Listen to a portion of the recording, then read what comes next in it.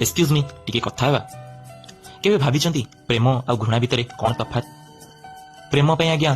कारण लोड़ा नहीं छोटिया कारण टे कहार कथा कहार हस कहार पर्सनालीटी कहार भल पाइबा मन को छुई जाए और प्रेम भी हो जाए बेले बेले बिना कारण रे भी केमिति के जने प्रेम हो जाए किंतु घृणा पे आज्ञा गोटे बड़ कारण दरकार आउ आमे एते मूर्ख मनीष एते सहज कारण थाई आमे प्रेम करि पारनु किंतु खोजी खोजी घृणा करिवार कारण बाहर करछु केतेबेले राग केतेबेले ईर्षा काहाको गोटे घृणा करिवार कारण साजुची आउ जीवन जाक सेई घृणा रो नियारे जळिबा को पसंद करछु किंतु लोकन को भल पाइबा को चाहुनु भल पाइबा जेतिकी सहज भूलिबा भी सेतिकी सहज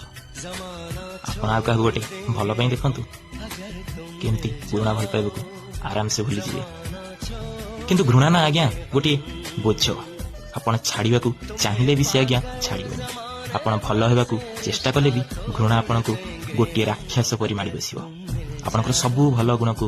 छारखार करदेबो एही सब जानिकी भी आमे भल पाइबा छाड़ी की घृणा को बसिछु जदि हमर किछि ना किछि तो आज्ञा गोटे मेंटल इम्बैलेंस हो गलानी सीरियसली आउ एटा जणे दुई जन का कथा न पूरा समय कथा समयटा बोधे खराब चली जय जगन्नाथ।